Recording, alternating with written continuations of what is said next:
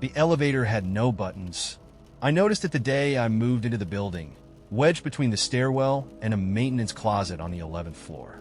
Its doors were matte black, the kind of surface that absorbed light rather than reflecting it, and the edges were sharp and precise, as if it had been cut directly into the wall. It wasn't listed in the directory, and the property manager hadn't mentioned it during the tour. Yet there it was, silent and unmarked, humming faintly like an idling machine. At first, I ignored it. People didn't use it. At least, I never saw anyone enter or exit. The regular elevators worked just fine, and though I passed it every day on my way to and from work, the black door stayed resolutely shut. But one night, as I returned home late from the office, the elevator was open. The doors stood wide, revealing a dimly lit interior lined with mirrors. The light inside was strange, a pale, flickering glow that seemed to shift as I approached. The mirrors reflected the hallway behind me, but not entirely. The angles were slightly off, the reflections bending in ways that made my stomach tighten. I hesitated, my pulse quickening as I stood at the threshold. Then I heard it, a faint sound, almost a whisper, emanating from somewhere deep inside. It wasn't words, not exactly, but it felt familiar, like the echo of a voice you couldn't quite place. "Hello!" I called out, the sound of my voice unnaturally loud in the stillness. The whisper didn't answer, but the hum grew louder, vibrating faintly beneath my feet. Against every instinct, I stepped inside. The doors slid shut behind me without a sound. The interior was larger than I'd expected, the mirrors stretching far beyond what should have been possible. My reflection stared back at me, but something was wrong. It wasn't quite synchronized, just a fraction of a second behind, like a lagging video feed. There were no buttons, no panels, nothing to indicate where the elevator might take me. But as I looked closer, I noticed the mirrors weren't just reflecting me. Shapes moved in the glass, shadows and flickers of light that didn't correspond to anything in the small space. I turned, scanning the corners, but there was nothing there. Then the elevator began to move. There was no lurch, no jolt, just a smooth, weightless glide. The hum deepened, resonating through the walls, and the light inside the elevator dimmed further. The mirrors darkened, their reflections fading until they showed nothing but empty blackness. And then one by one, the mirrors changed. Scenes appeared like windows into other places. In one, I saw a forest bathed in moonlight, its trees twisting unnaturally toward the sky. In another, a city street stretched out before me, its buildings warped and leaning, their windows glowing faintly with colors I couldn't name. A third mirror showed a room I recognized. It was my childhood bedroom, down to the peeling posters on the walls and the worn carpet beneath the bed. The scene was frozen, empty except for the faint outline of the bed and the scattered toys I hadn't seen in decades. I moved closer, my breath fogging the glass. As I stared, the room began to change. The shadows grew longer, the corners darkening until the light from the window was swallowed entirely. A figure stepped into view, emerging from the closet, a tall, angular silhouette with limbs too long and a head that tilted unnaturally to one side. I stumbled back, my heart racing, but the image in the mirror didn't fade. The figure moved slowly, deliberately, its head turning as though searching for something. And then, impossibly, its gaze locked onto mine. It shouldn't have been able to see me. The mirror shattered. The sound was deafening, glass splintering into 1,000 shards that didn't fall but hung suspended in the air. The elevator jerked to a stop, the hum cutting out abruptly, leaving me in oppressive silence. The mirrors went dark, their surfaces blank once more, and the door slid open. I stepped out into a hallway that wasn't mine.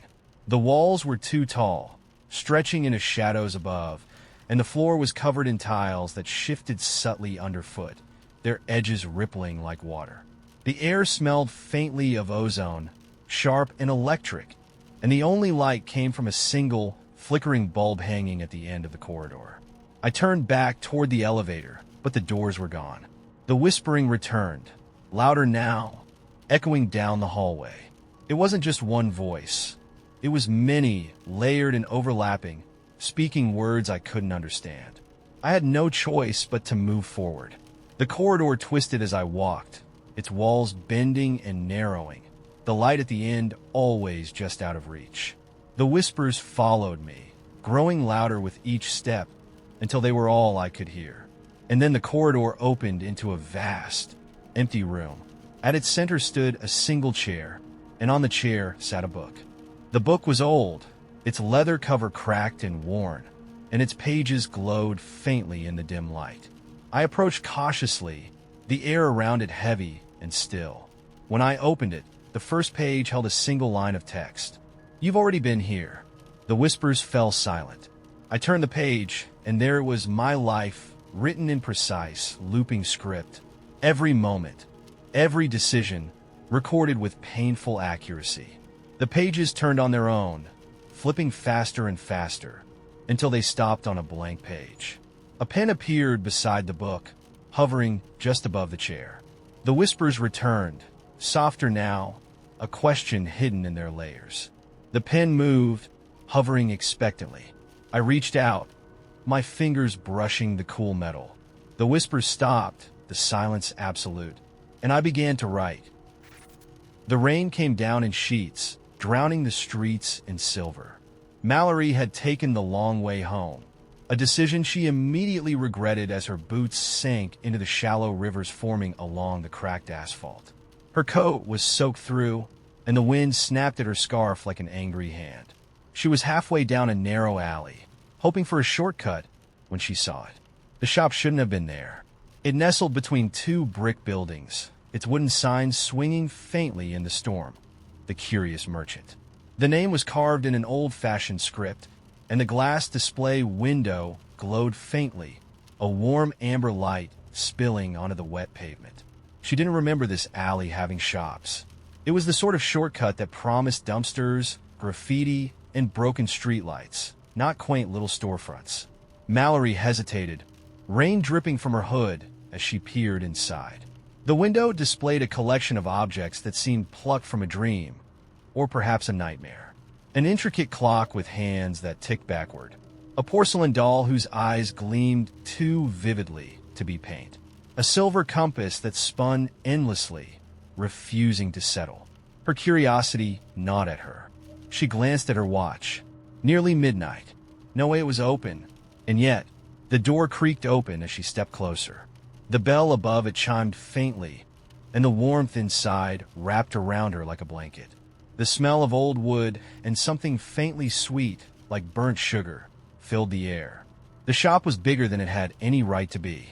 The shelves stretched impossibly high, stacked with books, jars, trinkets, and things she didn't have words for. A golden birdcage hung from the ceiling, though the creature inside was more shadow than bird. "Welcome." The voice was soft, almost melodic. Mallory turned sharply, her pulse quickening. The man behind the counter looked as though he had stepped out of a different century. His dark coat was lined with silver thread, and his hair was slicked back in a style that felt oddly theatrical. But it was his eyes that caught her, a pale, piercing gray, sharp enough to cut through the haze of rain still clinging to her. "Lost your way?" he asked, a faint smile playing at the corner of his mouth. Mallory shook her head, water droplets scattering from her hood. "I didn't know this place was here." He tilted his head. "Most don't, until they need to." There was something unsettling about the way he said it, as though he knew more about her than he should. She tried to shrug it off. "Do you sell anything useful? Umbrellas? Dry clothes?" He chuckled softly. "We don't deal in the ordinary." Mallory's gaze wandered to the shelves. A brass telescope gleamed faintly, though its lens reflected a sky that didn't match the one outside. A music box spun on its own, playing a melody that felt familiar in a way that made her throat tighten. "I don't think I need anything here," she said, taking a step back toward the door. The man's smile didn't waver. "Need is a funny thing. It often disguises itself as something else. Stay a moment longer. You may find what you didn't know you were looking for." The words stopped her. She didn't know why, but they did. Her eyes landed on a small object tucked near the back of the counter. A ring, silver and unadorned, sitting on a square of black velvet. That, she said, pointing. What's that? The man's smile widened. Ah, a good eye. That is one of my finest pieces. It's just a ring, she said, frowning. He lifted it carefully, holding it between his fingers. Just a ring? No, this is a door. Mallory blinked. A door? To where you wish to go, he said, setting it gently on the counter. She laughed nervously. Okay, sure. How much? The man's expression shifted, though she couldn't say how.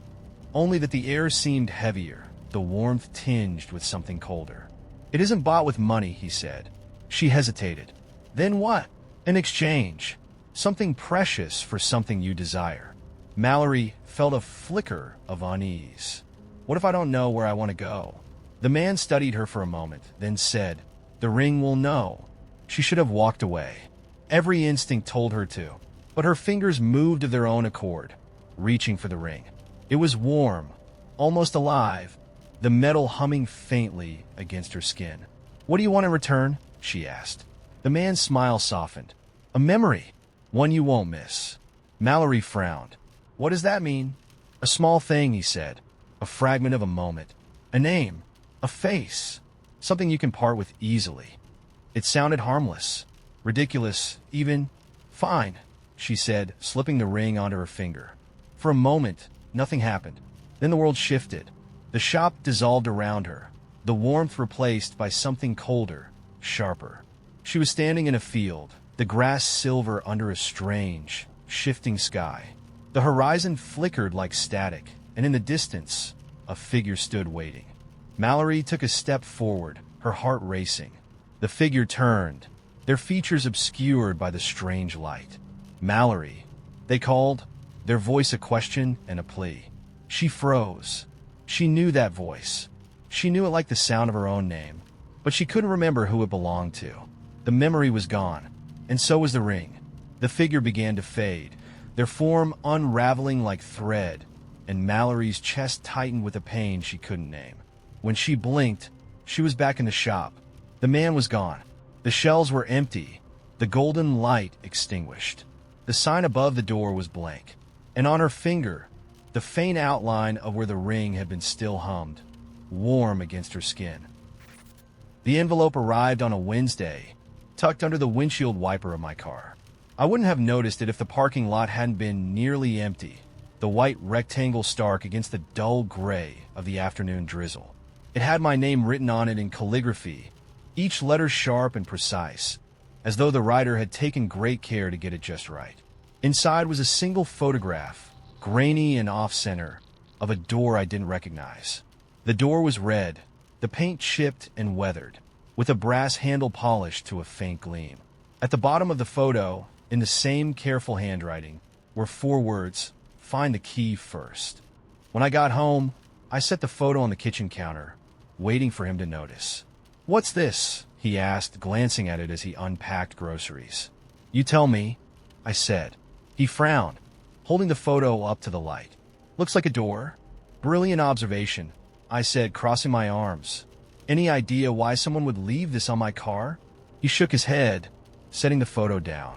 "Probably just a weird prank."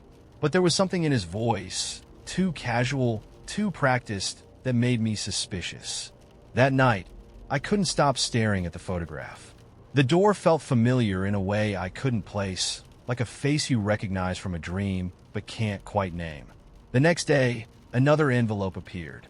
This one was slipped through the mail slot, landing softly on the floor just as I was pouring coffee. Inside was a map, hand-drawn with a fountain pen, each line precise and deliberate.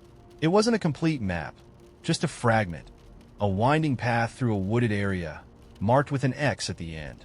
Beneath the map were the same 4 words, "Find the key first." I showed him when he came home. "Someone's messing with you," he said, his tone tight. "Why do you seem nervous?" I asked, watching him carefully. "I'm not nervous," he said, laughing a little too loudly. "I just think it's stupid." "You don't think I should go?" "Absolutely not." That evening, while he was out, I drove to the location on the map. The road was narrow and unmarked, winding through dense woods that seemed to press in from all sides. When I reached the end, I found a clearing with a single tree in the center. Hanging from one of its lowest branches was a key. It was small and silver, tied with a piece of red ribbon that fluttered faintly in the breeze. As I reached for it, I noticed a tag attached to the ribbon. "You're halfway there." When I got home, I didn't tell him about the key. The third envelope arrived 2 days later, left on the doorstep in the middle of the night. This time, it contained a new photograph. It showed the same red door, but now the perspective had shifted. The door was open just a crack, and beyond it was nothing but darkness. The handwriting below read, "Tomorrow, midnight." I debated whether to show him, but something held me back. Instead, I left the photograph on the counter while he was in the shower, watching his reaction when he came into the kitchen. He froze when he saw it, his face pale. "Still think it's a prank?" I asked. "This has gone too far," he said, his voice low. "You need to stop." "Why?" "Because some things aren't worth finding." He didn't sleep that night. When midnight came, I slipped out of bed and drove to the address on the back of the map. It was a warehouse on the edge of town, its walls covered in graffiti, the windows dark. The red door stood at the back of the building, just as it had in the photograph. I approached it slowly, the key heavy in my pocket. The air felt charged, thick with something I couldn't name, and as I unlocked the door, a faint hum filled the silence. Inside, the room was empty except for a mirror leaning against the far wall. It was large and ornate, its frame carved with swirling patterns that seemed to shift when I looked at them. As I stepped closer, my reflection flickered. For a moment, I saw someone else, a woman with dark eyes and a sharp smile, her expression one of quiet amusement. I reached out to touch the glass, and the hum grew louder. "Don't!" I spun around to see him standing in the doorway, his face a mask of panic. "How did you know I'd be here?" I asked. He didn't answer. Instead, he stepped into the room, his gaze locked on the mirror. "What is this?" I asked, my voice shaking. "It's not what you think," he said. "Then tell me." He hesitated, then sighed. "It's a mistake. Something I should have destroyed a long time ago." "Why didn't you?" "Because it's not that simple," he said, his voice cracking. Before I could respond, the woman in the mirror moved again. This time, she pressed her hand against the glass, her smile widening as the surface began to ripple. "She'll pull you in," he said, grabbing my arm. "We have to go." But I couldn't look away. The mirror seemed alive, its edges glowing faintly, and the woman's gaze was magnetic. "She's beautiful," I murmured. "She's not real," he said, his grip tightening. "And she doesn't want you. She wants me." The mirror began to hum louder, its surface warping as though it were about to shatter. "We need to leave," he said, pulling me toward the door. This time I didn't resist. When we got home, I turned to him, my chest tight with questions I couldn't ask. "What was that?" He didn't answer. The next morning, the envelope stopped. But sometimes when I pass the hallway mirror, I think I see her, just for a moment, watching me with that same sharp smile. And I can't help but wonder what would have happened if I'd touched the glass. The night sky was empty when the lights came. Not a single star dotted the vast black above the lake, as though someone had drawn a curtain across the cosmos. The air felt heavy, thicker than usual, and even the water seemed unnaturally still. I hadn't planned to be out there, but insomnia and impulse had driven me to the dock with nothing but a flashlight and my old sketchbook. That's when I saw the first light.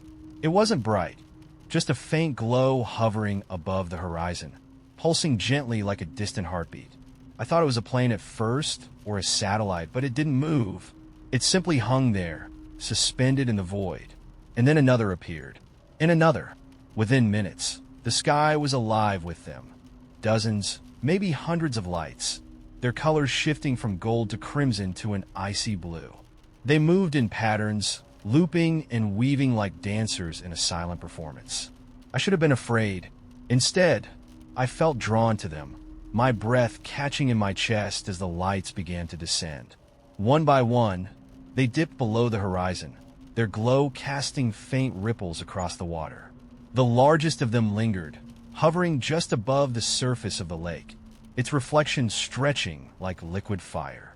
That's when I heard it, a low hum, so deep it felt more like a vibration than a sound.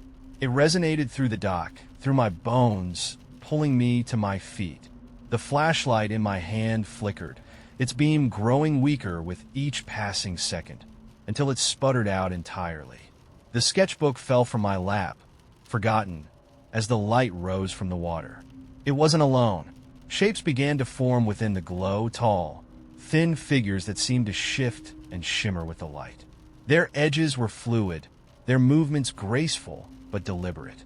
They stood just beyond the edge of the dock, their presence both alien and familiar, like something I had seen in a dream but couldn't remember.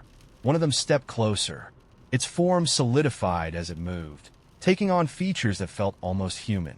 Its face was smooth, its eyes dark and endless, its body draped in something that resembled fabric but flowed like water. It reached out a hand. I didn't run. I didn't scream. Something in the air, something in them, held me in place. Slowly, I extended my hand toward the figure, my fingers trembling as they brushed against its palm. The world disappeared. For a moment, there was nothing. No light, no sound, no dock beneath my feet. Just an endless expanse of darkness and a sensation of falling without movement. And then the memories came. Not mine.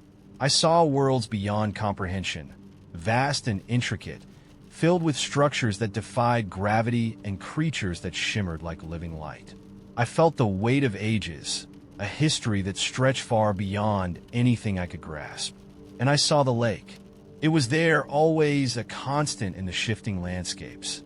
But it wasn't just a lake. It was a gateway, a threshold between worlds, watched over and protected for reasons I couldn't understand. When the visions faded, I was back on the dock. The lights were gone. The figures vanished. The night sky had returned, stars winking down at me as if nothing had happened. But the hum remained, faint and distant. It vibrated through the ground, through the air, a reminder of what I had seen. At my feet, the sketchbook lay open. The pages were no longer blank. They were filled with images, intricate sketches of the figures, their flowing forms and endless eyes, the shifting patterns of their lights. At the center of the final page was the lake, its surface rippling with an unseen energy. And beneath it, in handwriting that wasn't mine, were 3 words. They will return. The postcards arrived every year on the same day, January 17th. No matter where I was living, no matter if I told anyone my address, they found me. Always the same size, the same glossy texture, the same image of an empty park bench beneath a weeping willow tree.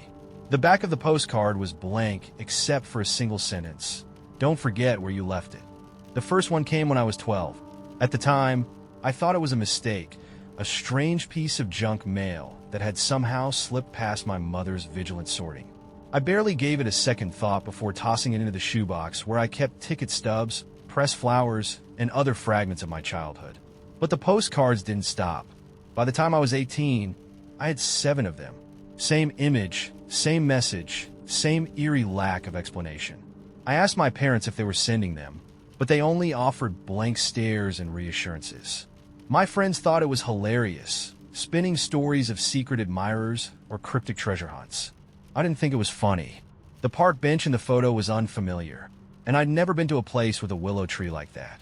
But the message on the back clung to me, its meaning just out of reach. When I was 25, the postcard changed. It arrived in an envelope this time, a pale gray one sealed with a wax stamp in the shape of an hourglass. Inside was the familiar image, but the bench wasn't empty anymore. Someone was sitting there. They were blurry, their face obscured as though the photo had been taken through a fogged lens. A new sentence was scrawled on the back. It's waiting for you. By then, the postcards were less a curiosity and more a weight I couldn't shake. I kept every one, lined up in order of arrival in the same shoebox. That night, I spread them out on my kitchen table, staring at the photos like they might give me answers. The figure in the newest card unsettled me. They weren't looking at the camera, or at least I didn't think they were. Their head was tilted downward, hands resting on their knees as though deep in thought. The next morning, I quit my job. It wasn't a decision born of logic.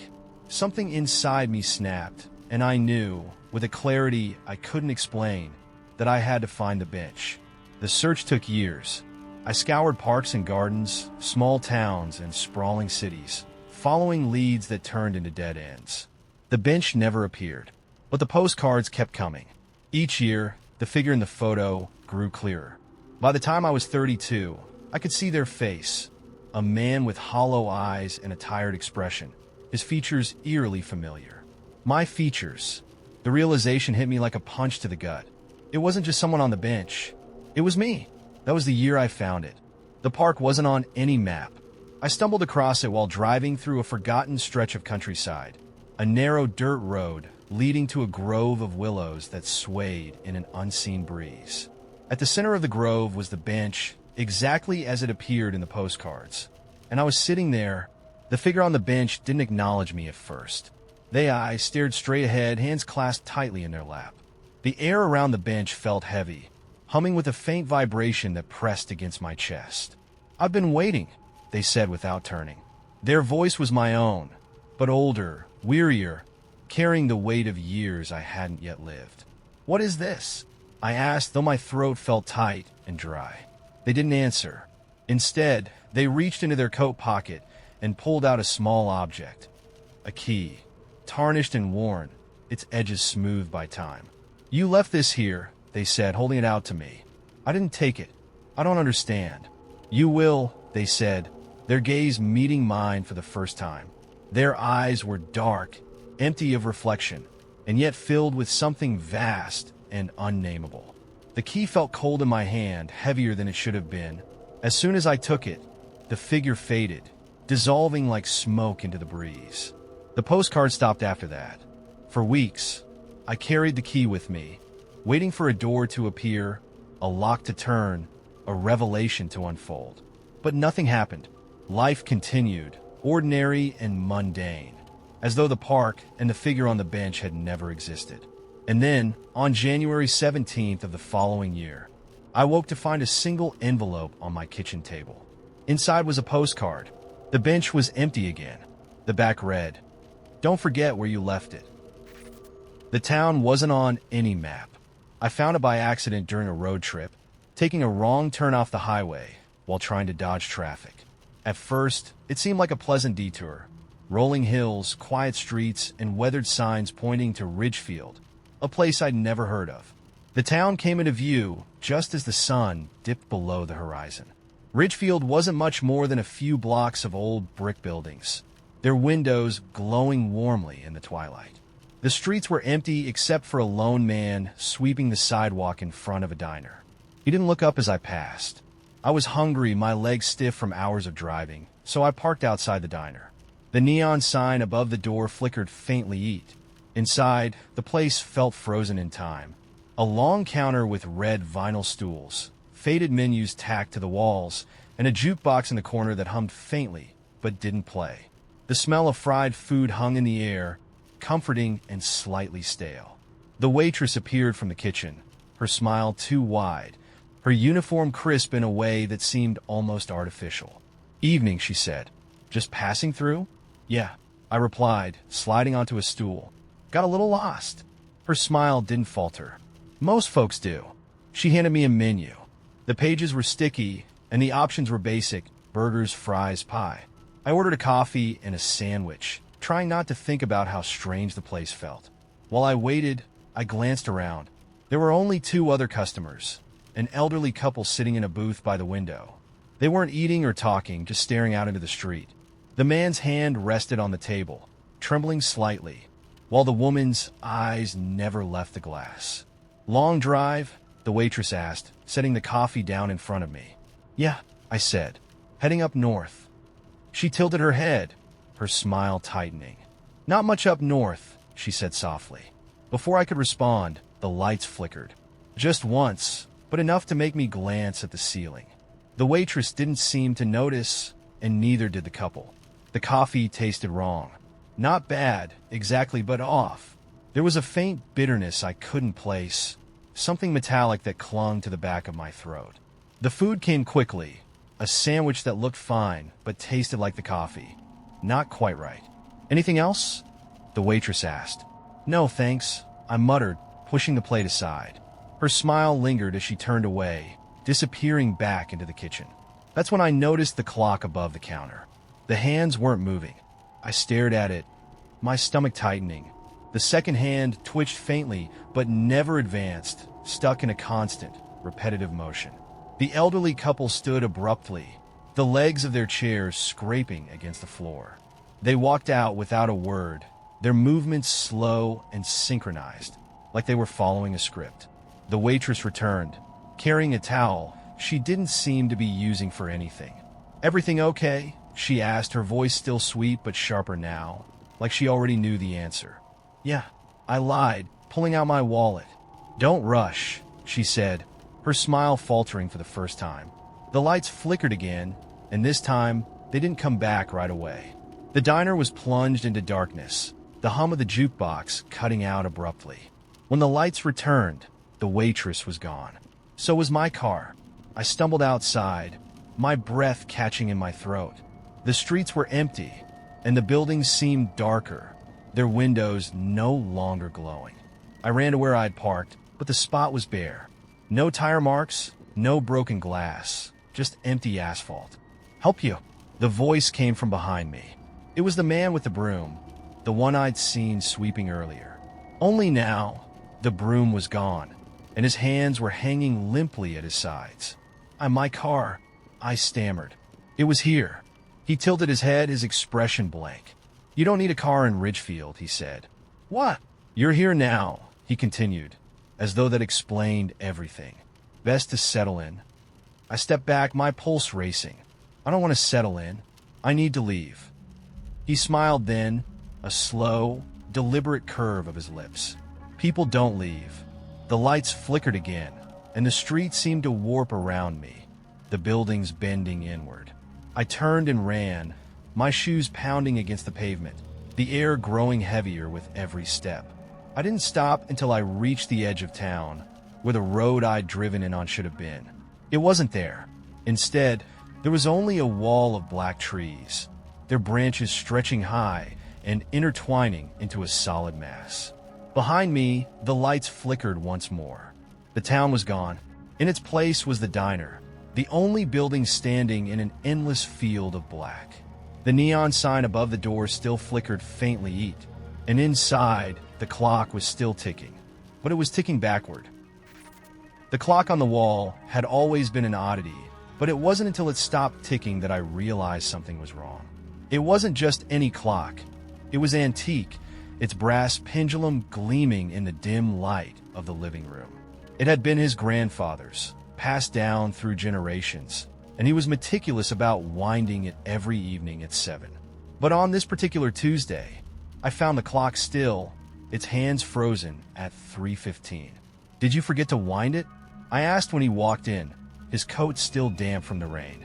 He glanced at the clock, then back at me, a flicker of something unreadable crossing his face. "No, it's broken," he said, hanging up his coat.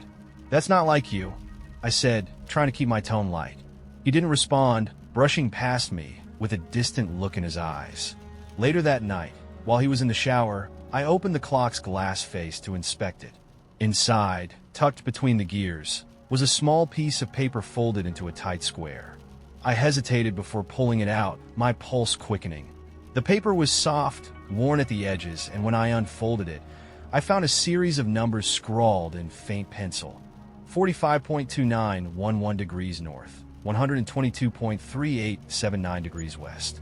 The numbers didn't mean anything to me at first, but they itched at the back of my mind like a question I couldn't ignore.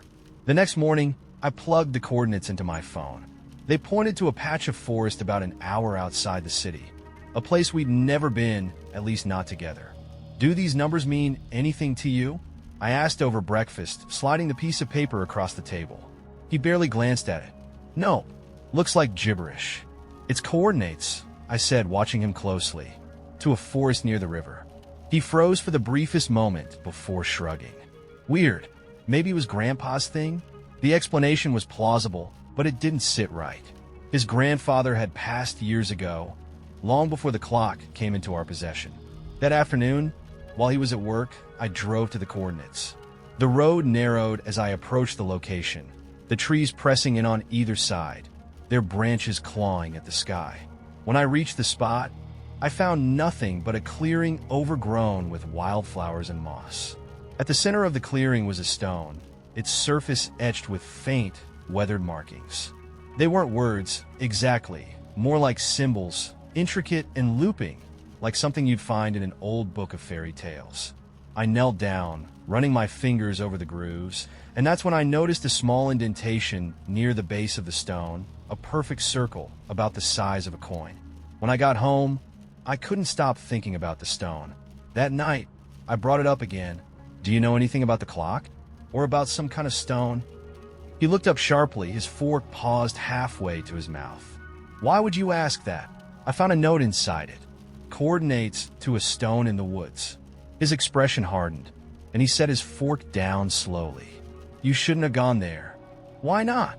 He sighed, rubbing his temples as though the weight of the conversation was too much. It's just old family stuff. Nothing important. That doesn't explain anything. I don't have to explain everything, he snapped, standing abruptly. The tension hung between us like a storm cloud. That night, I searched the clock again. This time, I found something else hidden beneath the gears, a small brass key, intricately designed with a pattern that mirrored the markings on the stone. It was cool to the touch, and when I held it up to the light, the edges glinted like they'd been freshly polished. I didn't tell him I'd found it. The next morning, he left for work without his usual goodbye, and I drove back to the forest, the key tucked safely in my pocket. The clearing was just as I'd left it, the stone standing silent and imposing in the center. Kneeling down, I slid the key into the circular indentation at its base. It fit perfectly. When I turned the key, the stone shifted with a low groan, revealing a small compartment hidden within. Inside was a wooden box, no larger than a book, its surface etched with the same looping symbols. I opened the box carefully, half expecting something to jump out. Instead, I found letters. They were addressed to him, each one written in a neat, unfamiliar hand. The first one began simply, I knew you'd come back. The letter spoke of things I couldn't understand, promises made in secret, debts that couldn't be repaid, and warnings about the clock and its contents. When I returned home, the box in hand, he was waiting for me. You opened it, he said, his voice flat. Who wrote these? I asked, holding up the letters. You don't understand, he said, stepping closer. Then explain it to me. He sighed, his shoulders sagging. It was supposed to stay hidden. It's better that way, for both of us. What are you hiding? He didn't answer. Instead, he reached for the box, but I pulled it away. You've been lying to me, I said. I deserve to know the truth. The truth doesn't matter, he said, his voice cold. What matters is that you never go back there. He left that night, and when I woke the next morning, the clock was gone. Months later, I went back to the clearing, hoping for answers. The stone was there, but the compartment was sealed, the keyhole missing as though it had never existed.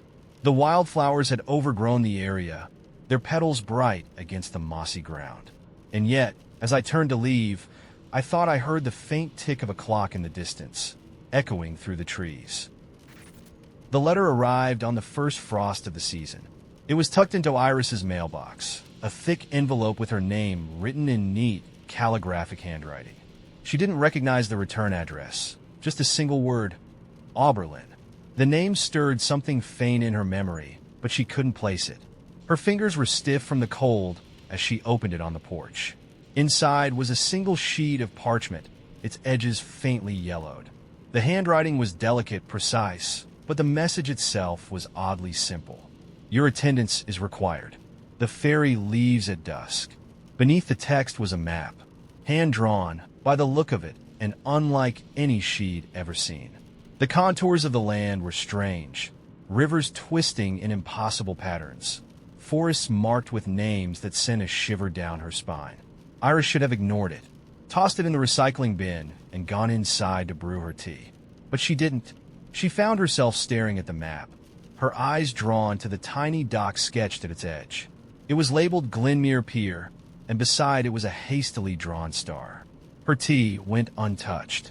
By mid-afternoon, she was driving north, the map folded on the passenger seat beside her. The The road to Glenmere was one she'd never taken before. It was narrower than she expected, the asphalt cracked and uneven, with tall pines pressing close on either side. The air grew colder as she drove, the frost thickening on the edges of the trees. When she reached the pier, the sun was sinking fast, the horizon streaked with orange and gray. There was no one there. The wooden dock stretched out over still, dark water, its surface reflecting the fading light. At the end of the dock was a ferry, small and unlit, bobbing gently in the current. A man stood beside it, his face shadowed beneath a wide-brimmed hat. "You're early," he said as she approached. His voice was rough, but not unkind. Iris hesitated. "I got a letter. I don't know why I'm here." The man didn't answer. Instead, he gestured toward the ferry. "It's time," he said. The ferry creaked under her weight as she stepped aboard. The man untied the rope, his movements deliberate, and soon they were gliding into the water, the dock shrinking behind them. The ride was silent. The ferry cut through the lake like a blade, the water unervingly still. The trees along the shore faded into shadow, and soon there was nothing but the faint glow of the moonlight and the sound of the water lapping against the hull. "Where are we going?" Iris asked, her voice barely louder than the water. The man didn't look at her. "To Oberlin," he said. The name sent a ripple through her, a sensation that settled deep in her chest.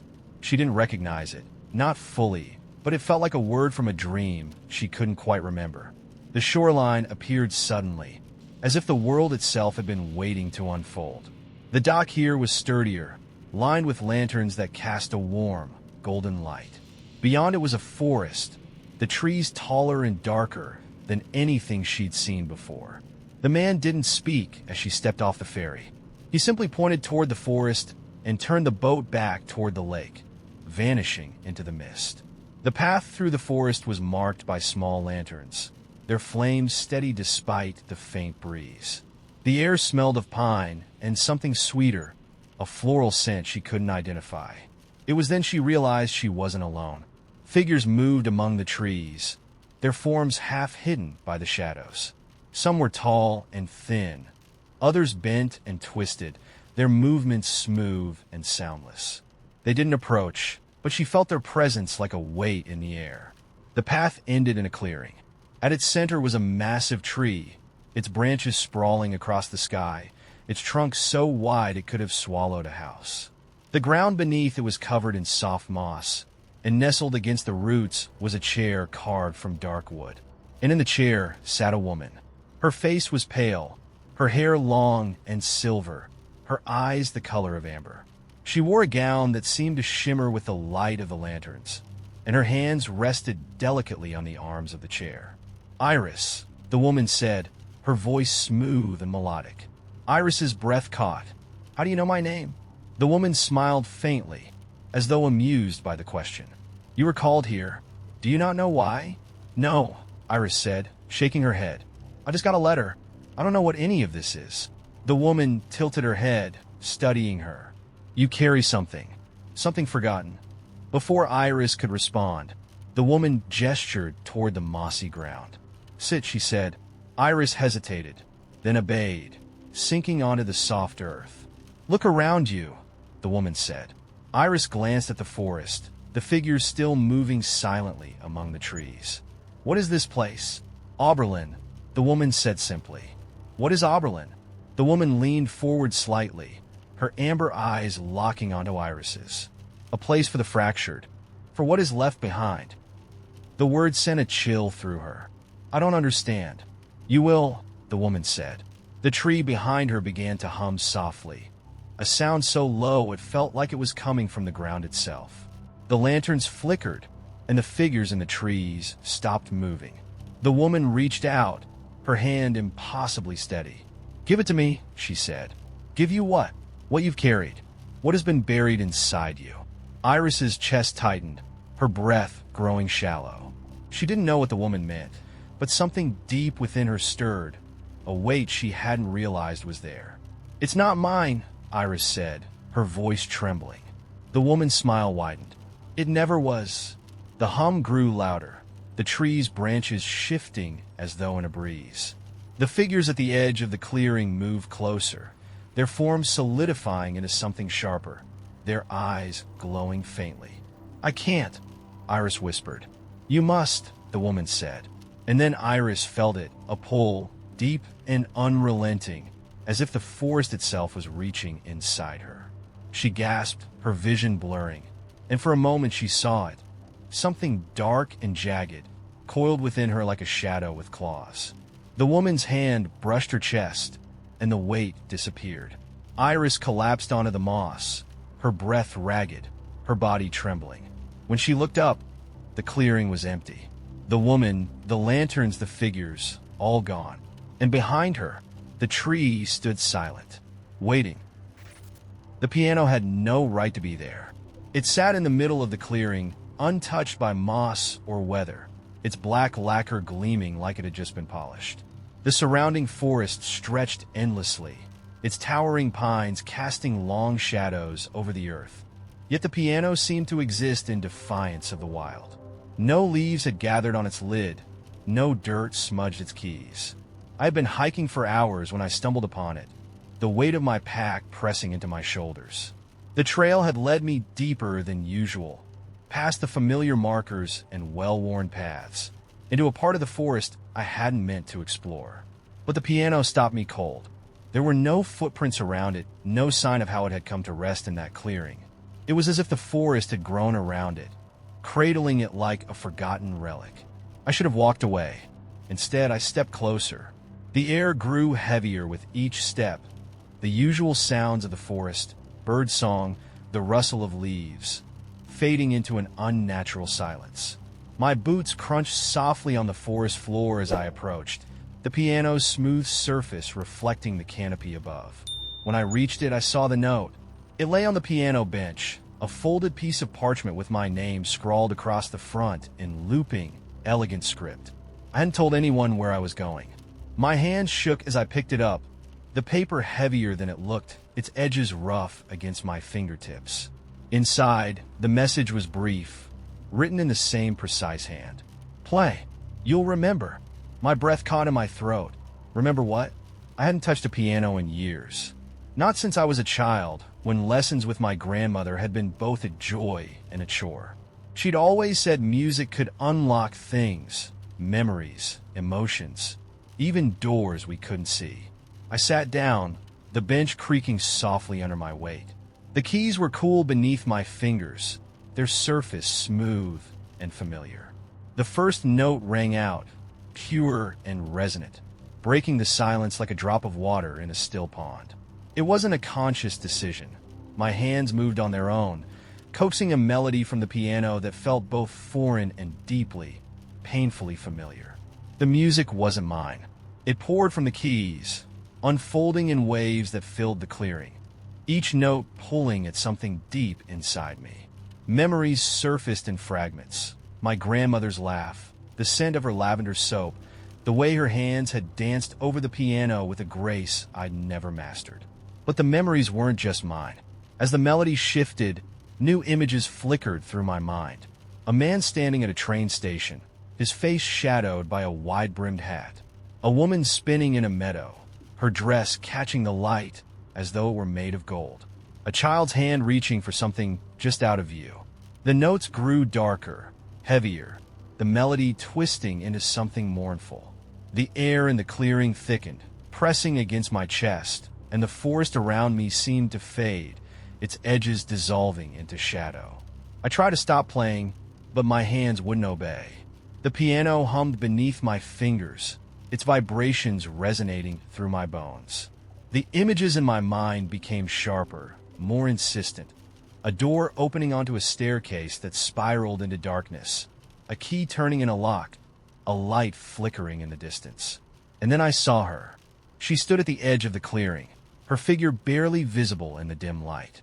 Her hair was long and dark, her dress flowing like water around her feet.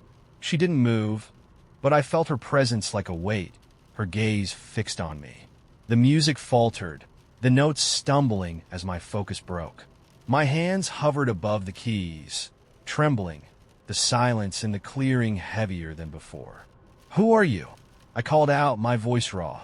She didn't answer. Instead, she stepped closer, her movements fluid and deliberate, as though the air parted for her. Her face was pale, her eyes darker than the shadows that surrounded her, and when she smiled, it sent a shiver down my spine. "You're almost there," she said, her voice soft but firm. "Almost where?" I asked, my pulse thundering in my ears. She gestured to the piano. "Play." I didn't want to. Every instinct screamed at me to run, to leave the clearing and never look back. But her gaze held me in place, and my hands, as though drawn by an unseen force, returned to the keys. The melody resumed, darker and more urgent than before. The forest around us seemed to breathe, the trees swaying despite the stillness of the air. The woman stepped closer, her form blurring at the edges, and the piano began to glow faintly, its surface shimmering like liquid gold. The music reached a crescendo, each note pulling at something deep inside me, something I couldn't name. The clearing dissolved completely, replaced by a vast expanse of light and shadow, the piano the only solid thing beneath me. And then the final note rang out, clear and resonant, and the world stilled. The woman was gone. The forest returned, the clearing quiet and empty once more. The piano sat as it had before, its surface dark and still, the note on the bench now blank.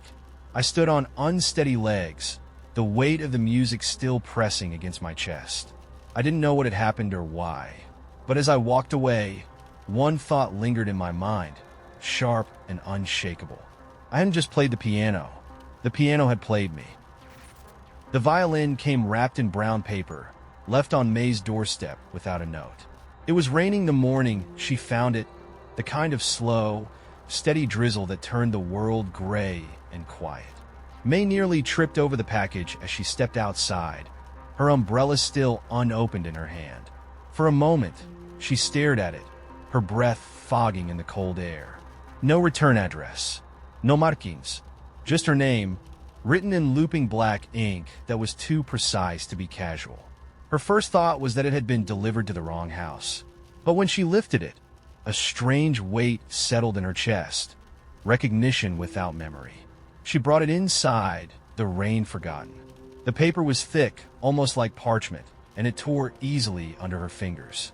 The case inside was old, the leather scuffed and worn, its brass latches dulled with age. She hesitated, her pulse quickening, before flipping it open. The violin was perfect. Its wood gleamed, warm and rich, as though it had been polished just moments ago. The strings were taut, the bow resting beside it wrapped in silk, so fine it looked like it might dissolve if touched. But it wasn't the craftsmanship that held her attention. It was the feeling. The violin wanted to be played. May's fingers twitched. She hadn't held an instrument in years, not since she'd left the conservatory and the life she thought she was destined for. She told herself it was the strain of competition, the pressure to be flawless, but deep down, she knew the truth.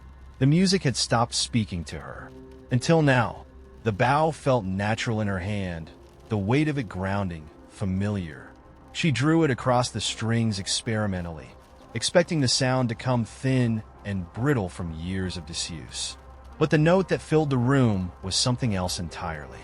It was rich and haunting, a perfect tone that seemed to hang in the air long after the bow had moved on. May froze, the sound reverberating in her chest like an echo of something she'd forgotten. She played another note, then another, and the music flowed from her with an ease she hadn't felt in years. The room seemed to shift around her, the light dimming as the sound grew. The air thickened, taking on a faint metallic tang, but May barely noticed. The music consumed her. She didn't know how long she played. Time felt irrelevant, the world beyond the notes unimportant.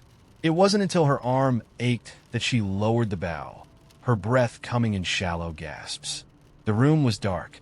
The rain had stopped, but the windows were black, reflecting nothing but her own silhouette. She set the violin down carefully, her hands trembling, and reached for the light switch. It didn't work. The hum started then, low and soft at first, almost like the rumble of distant thunder, but it grew louder, sharper, until it filled the room. May turned toward the violin, The strings vibrated faintly, though no one was playing them. "Who's there?" she asked, her voice unsteady. The hum shifted, rising and falling in a pattern that felt almost melodic. The vibrations in the strings grew stronger, the notes blending into something that wasn't quite music. It was speaking to her, though not in words. May backed away, her pulse hammering. The sound stopped abruptly, leaving the room in suffocating silence. And then the whisper came, "Play." She froze. The voice wasn't human. It wasn't harsh or loud, but it carried a weight that made her knees feel weak. "Play." Her hands moved before she could think, lifting the violin and bow with trembling fingers. The whisper grew softer, fading into the corners of her mind, but the command lingered. She began to play. This time, the music came unbidden, pouring from her hands in a way that felt beyond her control. It was beautiful, otherworldly, and utterly wrong. The notes wove together in patterns she didn't recognize, the melodies twisting into something vast and aching.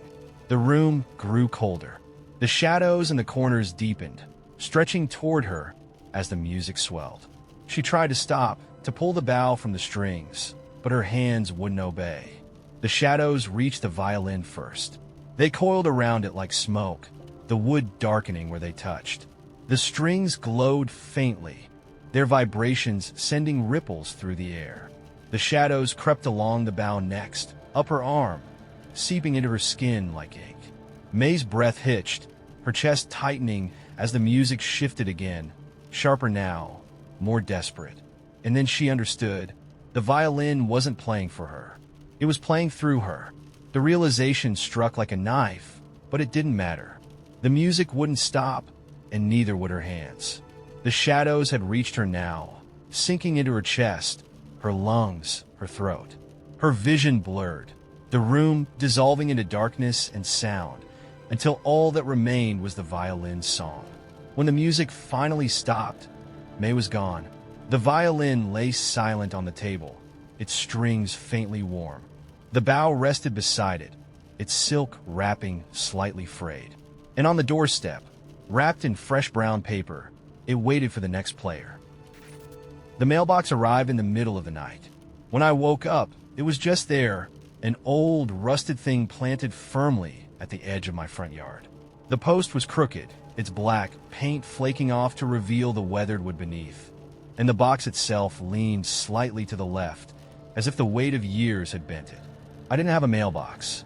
Never needed one. Everything came through email or packages left on the porch, and there hadn't been a need for something so outdated in years.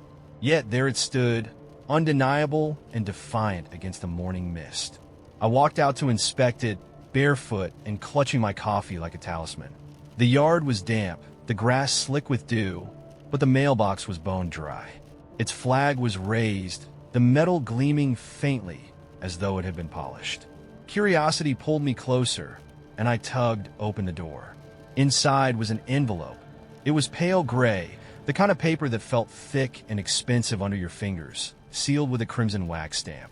There was no address, no name, no return label. Just a seal, embossed with a symbol I didn't recognize. An hourglass, its sand spilling endlessly out of the bottom. The envelope was cold to the touch. I broke the seal carefully, the wax snapping with a sharp crack, and slid out a single piece of paper. The handwriting was elegant, looping and sharp, written in deep black ink. "Your invitation has been accepted. Midnight. Open the door." That was all it said. I stood there for a long moment, the breeze tugging at the edges of the paper. My house had one door. I wasn't expecting anyone. The mailbox didn't seem to care. I spent the day trying to forget it, throwing myself into errands and work, but the letter sat heavy in my pocket. By evening, I convinced myself it was a prank, a bizarre one, but harmless. Probably kids from down the street. Midnight came too quickly. The clock struck 12 with a finality that sent a shiver down my spine. The house was silent, the kind of quiet that felt too deliberate, and I couldn't shake the feeling that something was waiting. Against my better judgment, I went to the door. When I opened it, the world outside wasn't mine. Gone were the familiar streetlights and neat rows of houses. Instead, I was staring at a corridor that stretched into darkness, its walls lined with towering mirrors. The air was different, cool and still, carrying the faint scent of something sweet and metallic. I stepped forward, my bare feet meeting cold marble. The mirrors reflected not just my image, but fragments of others. Faces I didn't know, places I'd never been, moments that weren't mine. Each reflection shifted as I passed, their movements just a fraction slower than my own, as if they were waiting to catch up. At the end of the corridor stood a door. It was massive, carved from dark wood and inlaid with swirling patterns of silver that seemed to pulse faintly, like veins under skin. The hourglass symbol was etched into its center, the sand inside shimmering as though alive. I reached for the handle, and the door opened before I could touch it. The room beyond was vast, its ceiling disappearing into shadows. At its center stood a table, round and smooth, with 12 chairs arranged around it. 11 were occupied. The figures seated there were unlike anything I'd ever seen. They were humanoid, but their features were stretched and exaggerated. Too long, too sharp, their skin shimmering faintly like polished stone. Each wore a different expression: amusement, sorrow, anger, joy, all locked in place like masks. The 12th chair was empty. One of the figures turned to me, its face unreadable, but its eyes piercing. They weren't eyes, not really, just hollow voids that seemed to drink in the light. "Sit," it said, its voice a low hum that vibrated through my chest. I didn't move. The figure gestured to the empty chair, its movements unnervingly fluid. "You've accepted the invitation. You must take your place." The others were silent, their eyes fixed on me, their stillness oppressive. The table's surface rippled faintly, and for a moment, I thought I saw something beneath it, shapes shifting in the dark, too quick to follow. "What is this?" I managed to whisper. The figure tilted its head. "The game.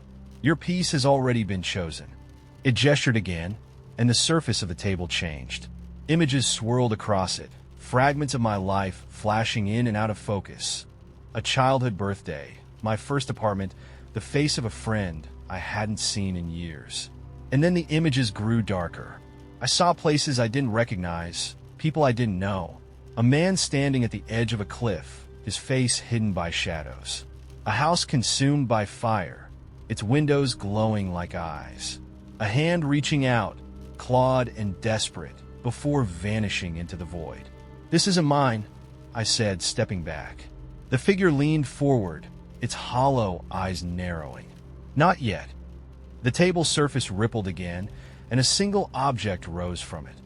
A small hourglass, its sand suspended in midair, neither falling nor rising. "The rules are simple," the figure said. "Turn it, and the game begins. Or leave, and forfeit what you've already wagered." What did I wager? The figure smiled then, a slow, unsettling curve of its lips. "Time." The word echoed in my mind, heavy and unrelenting. I looked at the hourglass, its suspended sand shimmering like tiny stars, and felt the weight of the choice pressing against me. The others waited, their hollow eyes unblinking. I reached out, my fingers trembling as they brushed the cold glass. And then I turned it. The sand began to fall, slow and deliberate, each grain striking the glass with a sound that resonated through the room. The game had begun. The first time I heard the noise, I thought it was the pipes. My apartment was old, the kind of place where the walls were too thin and every neighbor's footsteps sounded like they were walking through your living room. But this noise wasn't footsteps. It was faint, rhythmic, almost like a heartbeat. It seemed to come from somewhere in the walls, just below the surface. I ignored it at first. Living alone in an old building came with quirks, and this wasn't my first experience with strange sounds. But as the nights went on, the noise grew louder. By the end of the week, I couldn't sleep. The sound was constant now, a steady thump-thump, thump-thump, like something alive buried deep inside the plaster. I tried to follow it, pressing my ear against the walls in every room, but it always seemed to move, slipping away before I could pin it down. One night, around 2 a.m., I got fed up. I grabbed a hammer, and pried off one of the vent covers in my bedroom. The sound seemed strongest there, and I figured maybe some animal had gotten stuck in the ductwork. But when I shined a flashlight inside, the air felt colder than it should have been, and the beam only revealed darkness stretching farther than the vent should have gone. The sound stopped. I stared into the blackness, my skin crawling. For a moment, I thought I saw something move just at the edge of the light, a shadow shifting, almost imperceptibly. Then, the flashlight flickered and died. I slammed the vent cover back on and didn't sleep that night. The next day, I called the building manager, Jim. He was a heavy-set guy with tired eyes and a cigarette permanently hanging from his lips. I explained the noise, the vent, and the cold air, and he gave me a long, measured look. "This building's old," he said, exhaling a plume of smoke. "You're going to hear things, but there's something in the walls," I insisted. Jim sighed, then grabbed a wrench and followed me upstairs. When we reached my apartment, the sound was gone. Of course it was. Jim knocked on the wall a few times, listened, then shrugged. Probably just settling. Happens all the time. He left without checking the vent. That night, the noise came back. This time, it wasn't just a heartbeat. It was whispering, soft, indecipherable words, layered and overlapping, growing louder as the hours stretched on. I couldn't make out what they were saying, but the tone was sharp, angry, like something furious and frustrated. I slept on the couch, a pillow pressed over my ears. The next morning, there was a crack in the bedroom wall. It was thin, jagged, and ran from the ceiling to the floor, right where I'd pressed my ear the night before. I didn't call Jim. I didn't think he'd believe me. Instead, I went to the hardware store, bought spackle and paint, and patched it myself. But by the following night, the crack was back. Bigger this time, and when I ran my hand along it, the wall felt warm. That's when the knocking started. It came from the other side of the wall, slow and deliberate, like someone tapping to get my attention. I stepped back, my pulse racing. The knocking stopped. Then the wall moved. It wasn't much, just a faint ripple, as though the plaster was breathing. I stumbled out of the room, my heart hammering, and locked the door behind me. The next morning, I called a contractor. "Old walls can shift," the man told me when he arrived.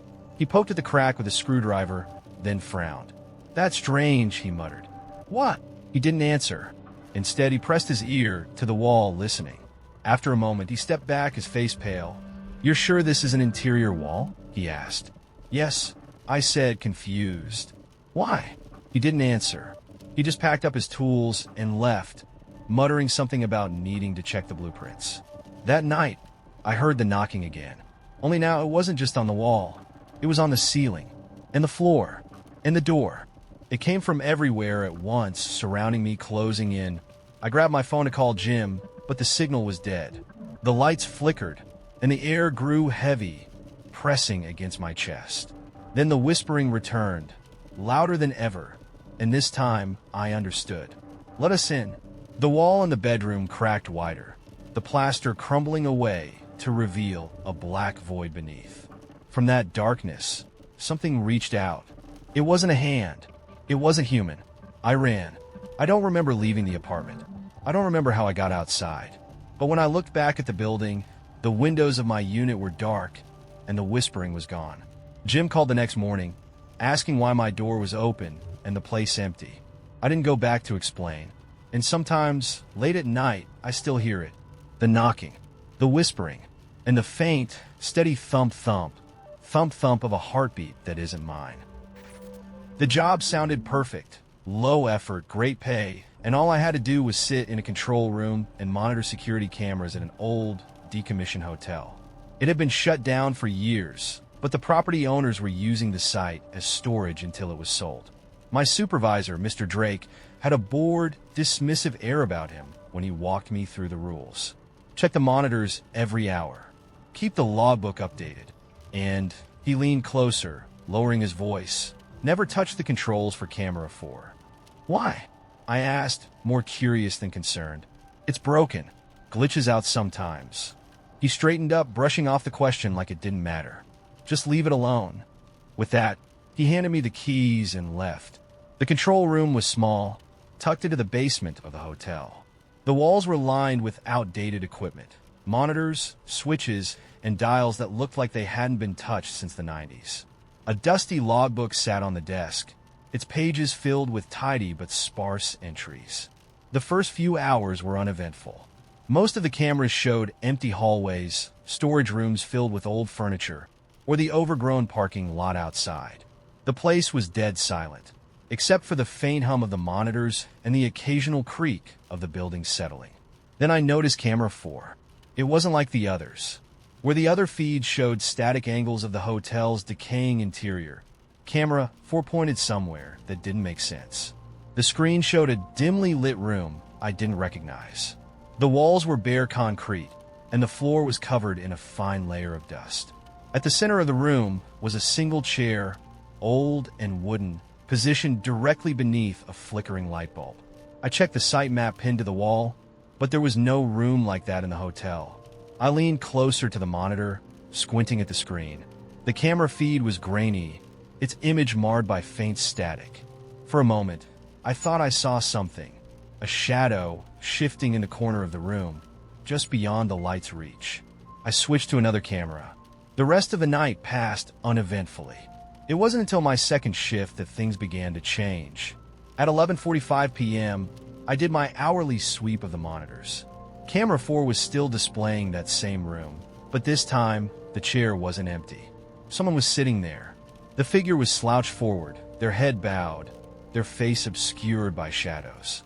Their hands were resting on their knees, fingers splayed, motionless. I stared at the screen, waiting for them to move. They didn't. The logbook didn't mention anything about people using the hotel, and no one had told me to expect visitors. I grabbed the radio and called Mr. Drake. "Is anyone supposed to be here tonight?" I asked, keeping my voice calm. "No." "Why?" I hesitated, glancing back at camera 4. The figure hadn't moved. "It's probably a glitch," Drake said, his tone dismissive. "That feed's always acting up." "But—" "Leave it alone," he interrupted. "Just do your job." The line went dead. I spent the next hour trying to ignore camera 4, but I couldn't stop myself from glancing at it. The figure remained perfectly still, its form eerily rigid, like a mannequin posed in a tableau. At 1:13 a.m., the chair was empty again. The following night, I made the mistake of looking at camera for the moment I sat down. The figure was back, but this time it was closer. The chair had been moved slightly, tilted at an angle, and the figure was sitting upright, its head turned toward the camera. I couldn't see its face, just the outline of its features, blurred by the grainy feed. I called Drake again, my voice unsteady. "Seriously, what's going on with camera 4? I demanded. "I told you not to mess with it," he snapped. "Ignore it." I didn't argue. That night, I stayed until dawn, but I couldn't look away from the monitor. At exactly 3 a.m., the figure stood up. The movement was slow, deliberate, almost agonizing to watch. Its limbs bent unnaturally as it unfolded itself. And when it finally straightened, it was taller than I expected, taller than should have been possible. The figure stepped out of frame. I didn't sleep after that. The next night, camera 4 was off. The monitor displayed nothing but static, the faint hum of interference filling the control room. I should have been relieved, but the silence felt wrong. At 2:12 a.m., the static flickered. For a brief moment, the screen showed something, a hallway I didn't recognize. The camera tilted slightly as though it had been knocked loose. Then the static returned, and then came the knock. It was faint at first, barely audible over the hum of the monitors. I froze, listening. The knock came again, louder this time, echoing through the empty basement. It wasn't coming from the door. It was coming from the walls. I grabbed my flashlight and stepped into the hallway outside the control room. The air was colder, and the faint scent of damp concrete hung heavy in the air. The knocking grew louder, more insistent, leading me deeper into the building. I found the room at the end of a corridor that wasn't on the map. The door was slightly ajar, and inside was the chair. It was empty. Before I could move, the door slammed shut behind me. The sound echoed through the room, and the single light bulb overhead flickered wildly. When it stabilized, the figure was sitting in the chair again. But this time, it wasn't looking at the camera. It was looking at me. The last time anyone saw Old Man Greeley alive, he was standing in his field at dusk, staring at the sky. Greeley lived on the outskirts of town, in a crumbling farmhouse surrounded by overgrown fields and a sagging barn.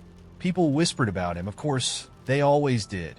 Some said he'd gone mad after his wife disappeared. Others claimed he was part of some secret society, keeping odd hours and strange company. But the real rumors started after he vanished. The sheriff searched his property for weeks, finding nothing but a collection of rusted tools and a barn filled with old machinery no one could identify. People swore the ground was wrong there, too, soft in places it shouldn't have been, as if something had been buried and dug up again. After that, the farm was left to rot. I hadn't thought about Old Man Greeley in years. But last month, my friend Jake dared me to visit the farm after dark. I knew better. I really did. But Jake had a way of getting under your skin, and I didn't want to be the one to back down. So, at 11 p.m. on a Saturday night, armed with flashlights and a vague plan to poke around for an hour before retreating to the safety of his mom's basement, we hopped the rusted gate and headed toward the house. The air felt different as soon as we stepped onto the property. Heavier. The kind of air that clung to your skin and made every breath feel shallow. The field stretched out in endless waves of dry, brittle grass, and the house loomed ahead, its windows dark and hollow like empty sockets.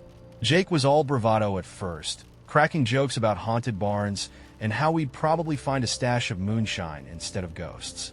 But as we approached the house, his voice trailed off. The door was wide open. It wasn't hanging crooked on its hinges, the way you'd expect on a house that old. It was perfectly straight, inviting us in with an unsettling kind of precision. Jake hesitated, but I took the lead, stepping into the entryway. The air inside was worse, damp and cold, carrying the faint scent of something metallic. The flashlight beams swept across the room, revealing peeling wallpaper, broken furniture, and a staircase that sagged in the middle. "I'm not going upstairs," Jake muttered, his earlier confidence gone. "Fine, let's check the barn instead," I said, eager to be anywhere but in that house. The barn was worse. The doors, like the house, were open, but inside was something I hadn't expected. Rows of machinery meticulously arranged. They didn't look like farm equipment. These machines were strange, all sharp edges and gleaming surfaces, their purposes impossible to guess. Jake ran his flashlight over a metal contraption with coils that spiraled inward, ending in a sharp point. "What the hell is this?" I didn't answer. My light had caught something in the far corner of the barn. A large wooden crate, its lid cracked open. Inside was dirt, fresh dirt, and then I noticed something else. Footprints. Bare footprints, leading from the crate to a door at the back of the barn. Jake followed my gaze and swore under his breath. "Maybe we should go." The door creaked before I could respond. It opened just wide enough to reveal the dark beyond, and for a moment, I thought I saw movement, a shadow pulling itself out of sight. Without thinking, I moved toward the door. "What are you doing?" Jake hissed, but I was already stepping through. The space behind the barn shouldn't have existed. It wasn't a room, exactly. It felt endless, the air thick and humming with a low vibration that made my teeth ache. The ground was soft beneath my feet, and the walls, or what passed for walls, were pulsing faintly, like they were alive. Jake stumbled in behind me, his flashlight darting wildly. "What is this?" "I don't know." Ahead of us, something shifted.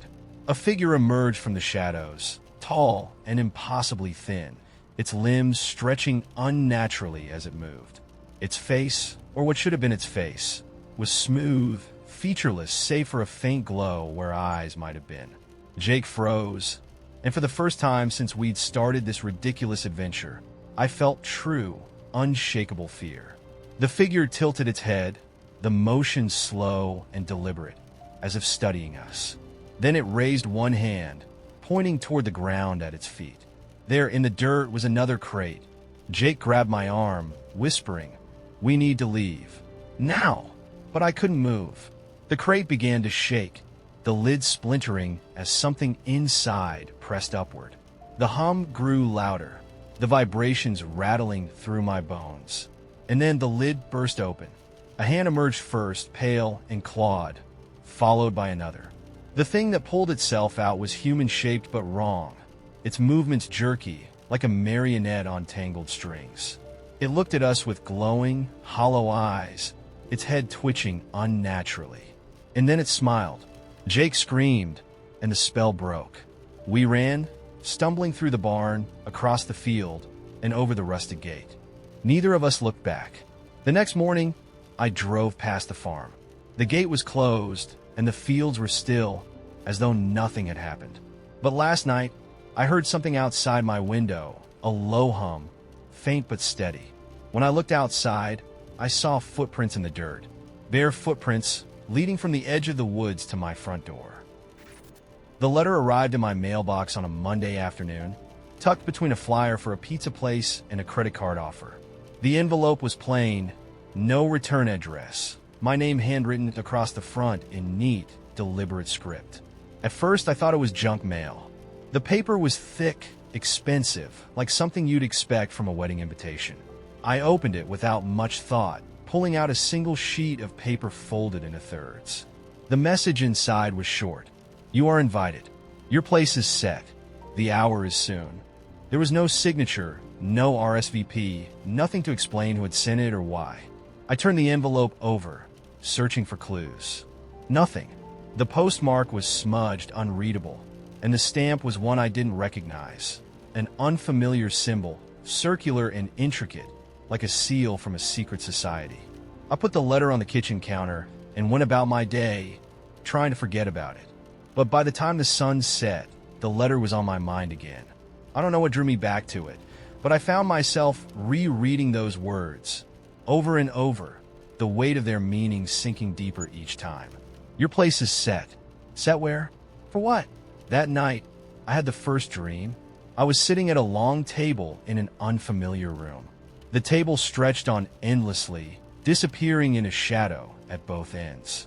The surface was covered with fine china, gleaming silverware, and wine glasses that shimmered faintly, though no light source was visible.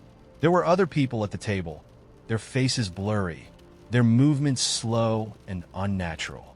They sat rigidly, their hands folded neatly in front of them, their heads tilted slightly downward, as though they were waiting for something.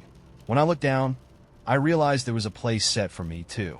My name was written on a card in the same neat script as the letter. Before I could move, I heard it, a low, resonant hum that seemed to vibrate through the floor. The others at the table turned their heads in unison, their blurry faces shifting toward me.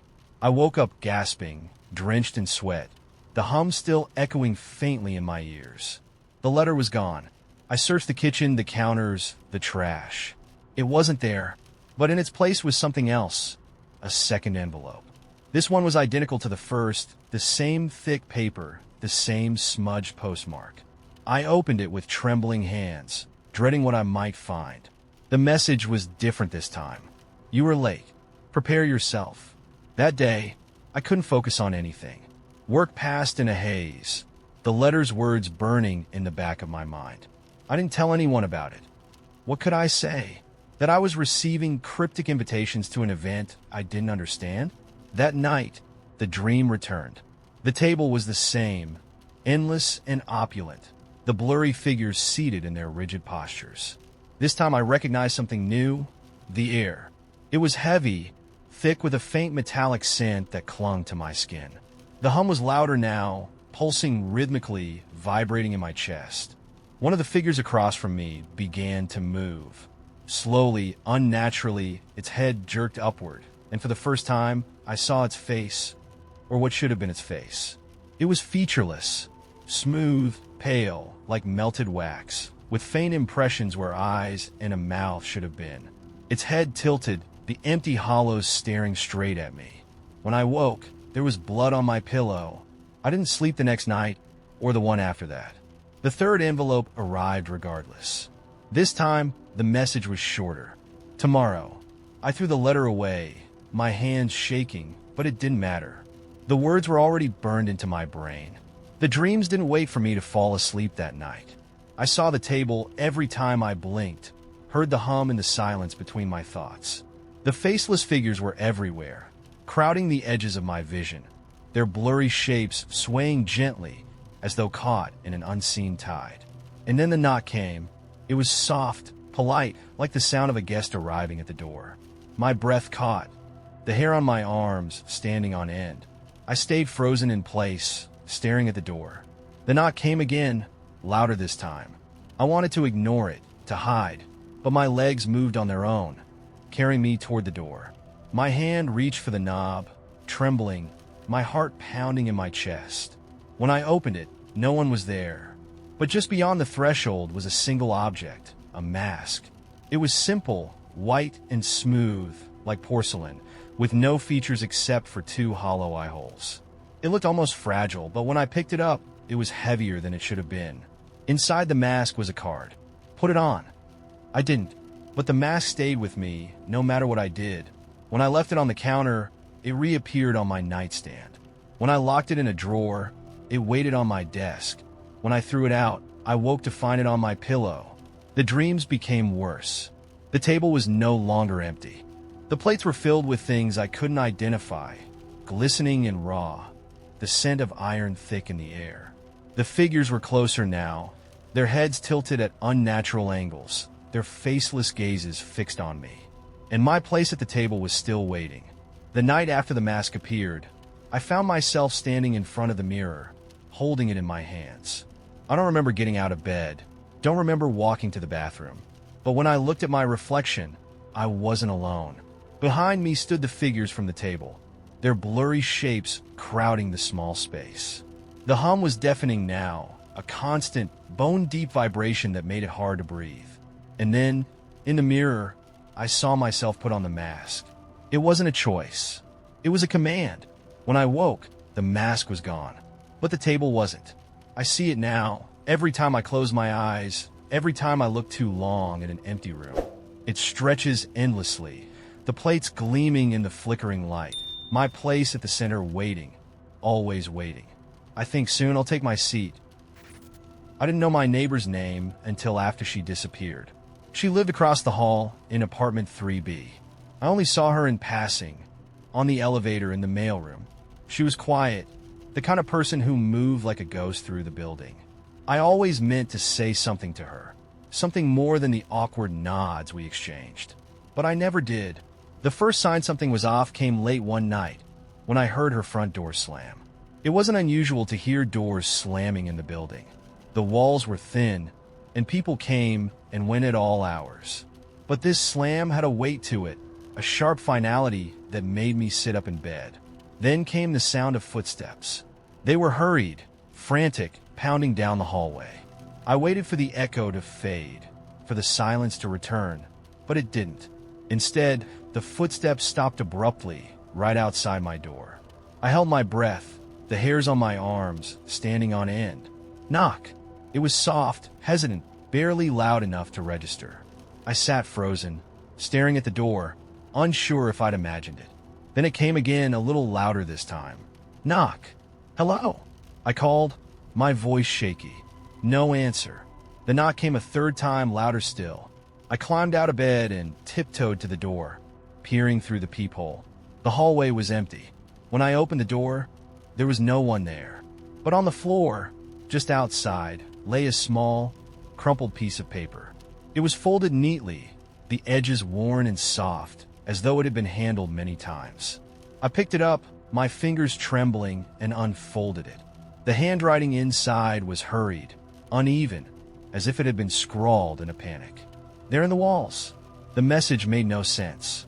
I turned the paper over, looking for more, but it was blank. I glanced at my neighbor's door, half expecting her to step out and explain herself, but it remained closed. That night, I barely slept. The next day, I didn't see her.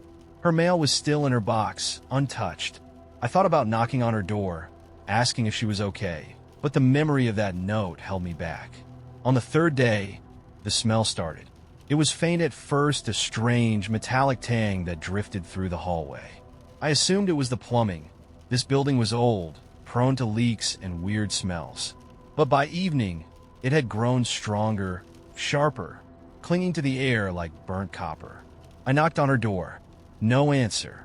The smell grew worse as the week went on. Other neighbors started complaining, their voices carrying through the walls. I overheard one of them talking to the landlord, who promised to take care of it. That night, I heard it again. The footsteps. They started faintly, somewhere near the stairwell, and grew louder as they approached my apartment. This time, they didn't stop at my door. They continued past it, heading toward 3B. I waited for the knock, for the sound of someone at her door, but it never came. Instead, the footsteps faded into silence. In the morning, the hallway was empty, but taped to my door was another note. "Do not look for me." My stomach churned as I stared at the words. The handwriting was the same as before, the same desperate scrawl. I took the note inside, my hands shaking. I didn't know what to do with it. Calling the police seemed wrong. What would I even say? That my neighbor left me cryptic messages before vanishing into thin air? That night, I heard something new, a faint scratching sound coming from the walls. At first, I thought it was mice. The building wasn't exactly pest-free, and the sound was subtle, almost easy to ignore. But as the hours passed, it grew louder, more deliberate. It wasn't scratching. It was scraping. The sound moved, tracing along the walls of my apartment, slow and purposeful. I pressed my ear against the drywall, my heart hammering in my chest. Something was moving inside. The scraping stopped. For a moment, the air was still, silent. Then came the whisper. It wasn't clear, just faint, fragmented sounds like words spoken underwater. I couldn't make out what it was saying, but it was close. Too close. I stumbled back, my breathing ragged. The next morning, I called the landlord. "I need someone to check the walls," I said, trying to keep my voice steady. He sighed heavily, the sound crackling over the phone. "You too, huh? Look, I'll send someone up, but it's probably just the pipes." No one came. That night, the noises returned, louder this time. The scraping was joined by something else, a low, rhythmic tapping like knuckles rapping against wood. I couldn't take it anymore. I grabbed a hammer from the toolbox under my sink and approached the wall where the sound was loudest. The tapping stopped as I raised the hammer, as though it knew what I was about to do. The drywall crumbled easily under the first blow. Inside the wall was a hollow cavity, dark and cramped. At first, I thought it was empty, but then I saw it, a single pale hand pressed flat against the wooden beam. I stumbled back, the hammer falling from my grip. The hand didn't move. It didn't pull back or react. It just stayed there, motionless, its fingers too long, the nails sharp and uneven. The air in the room grew colder, the metallic tang of the hallway returning tenfold. The hand withdrew into the darkness. The scraping started again, this time all around me, moving faster, growing louder. I ran. I left the apartment that night and never went back. The building was condemned a month later. Some kind of structural collapse, they said. I don't know what happened to 3B or to the woman who lived there. But sometimes, when I'm alone in a quiet room, I swear I can still hear it, the faint sound of something moving in the walls. The room at the end of the hall had always been locked. When we moved into the house, I assumed it was a utility closet or a space left unfinished, something the landlord had simply forgotten to mention. It wasn't until weeks later that I realized it wasn't forgotten, it was forbidden. One night, while unpacking, I found a set of keys hidden in a kitchen drawer. They were old, heavy with rust, their brass edges worn smooth from time. None of them fit the lock. He didn't seem to notice the door at all, or more accurately, he avoided it. If I mentioned it, he'd shrug and steer the conversation elsewhere. If I asked why it was locked, he'd mutter something vague about landlords and move to another room. I tried not to obsess over it. After all, it was just a door, until it wasn't. One morning, I woke to find the door slightly ajar. The sliver of darkness beyond it felt like a living thing, watching me from the edge of the hallway. "You left the door open," I said when he walked into the kitchen, rubbing sleep from his eyes. He froze for a moment before shaking his head. "What door?" "The locked one." He frowned, his confusion genuine, or at least convincing. "I didn't touch it. Maybe the hinge is loose." It wasn't. I shut the door, pressing against it until I heard the click of the latch. But that night, it was open again. This time, there was a smell, a faint, earthy scent like damp wood and soil, drifting out into the hall. It clung to the air, thick and cloying, even after I closed the door once more. I didn't tell him. Instead, I began leaving small objects in front of the door before bed. A chair, a box, once even a stack of books. By morning, they'd been moved aside. The door would be open, just a crack, as though waiting for me to step through. I didn't. Then the whispers started. At first, I thought it was the wind, a faint murmuring that grew louder on stormy nights, carrying words I couldn't quite understand. But there was no draft, no storm, no explanation. The whispers came from behind the door, rising and falling in a cadence that felt almost like a conversation. One night, I pressed my ear against the wood, my breath shallow. "Come see," the voice said. I stumbled back, my heart racing. The next morning I told him everything, the open door, the whispers, the smell. He laughed, the sound tight and forced. "You've been working too hard," he said. "Take a day off." I didn't believe him, and for the first time, I began to notice the way his eyes flicked toward the door when he thought I wasn't looking. A week later, I found the key. It was hidden beneath a loose floorboard in the bedroom, wrapped in a scrap of cloth that smelled faintly of cedar and ash. The key was cold in my hand, its teeth jagged and uneven.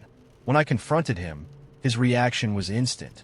"Where did you find that?" he demanded, his voice sharper than I'd ever heard it. "In the floor," I said. "Why was it hidden?" He hesitated, his jaw working as though he were chewing on the right words. "The room's not safe," he said finally. "You shouldn't open it." "Then why does it keep opening on its own?" He didn't answer. That night, I waited until he was asleep before slipping the key into the lock. The door swung open without a sound, revealing a narrow staircase that spiraled downward into darkness. The smell of damp wood was stronger now, mingled with something metallic, like blood. I hesitated, gripping the key tightly, then stepped inside. The stairs creaked beneath my weight as I descended, each step swallowing the faint light from the hallway above. When I reached the bottom, I found myself in a small, circular room. The walls were lined with shelves, each one filled with objects I couldn't explain.